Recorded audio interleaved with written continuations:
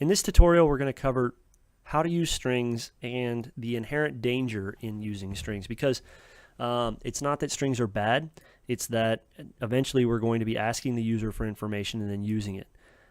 We did at one point cover, or in an earlier lesson, that the variable b4 we're going to save today into b4. Well, let's cover a different example. So again, I'm clear and CLC. That clears my workspace and my command window. Let's cover favorite number. Favorite underscore num. Okay. I'm not going to suppress the output, although I should, but we're going to allow you to see the output of everything here.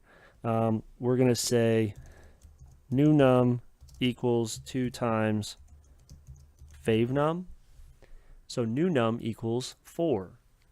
Now let's say we prompted the user to input a value. The user ended up putting in a value, but it was wrong. So we're going to say wrong fav num, and that equals apostrophe 2 apostrophe 2 apostrophe. So over here you can see that fav num is a 1x1 double. Wrong num is a 1x1 character. And here's why it's important that you pay attention when you're using strings. If I would like to take a wrong new num as 2 times, and I don't want to type all that out, so we're just going to say 2 times wrong fav num, this actually works, sort of. So here's the deal.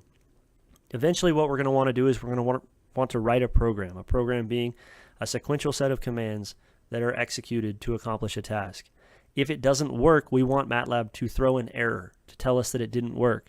However, in this case, MATLAB would not have thrown an error because 2 times whatever this 2 is gave me 100.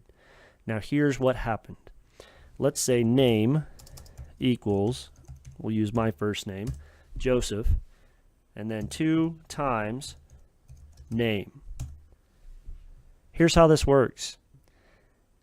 This wrong favorite num was saved as a string where the only character was 2. We then multiplied 2 times that character and got 100. I then saved my name, Joseph, multiplied 2 by my name, and I got these new 6 numbers. The reason for this is the following. The characters on your keyboard are arbitrary and entirely arbitrary. I mean, the Chinese alphabet, or at least many alphabets on the Eastern Hemisphere, are pictographic in nature. And while here in the United States we look at our keyboards and think, well, it's a little more logical, it's really not. They're arbitrary. They're just shapes. And they seem to represent a quantity, a magnitude, a value, something. And we give them credence because, well, we all want to talk and speak to each other in ways where we understand one another. So there are key codes for all of the shapes on your keyboard.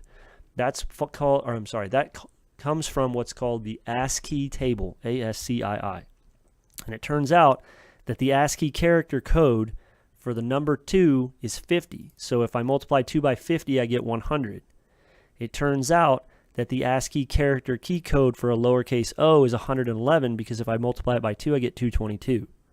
So when I say that you need to be careful when using strings, it's because in the end we're going to be prompting the user to input some information, and then if they gave you 2 in this way, your program would still work, you just have the wrong value, and in the end your result would be incorrect. So this is just a little bit of insight into being careful using strings. So until next time.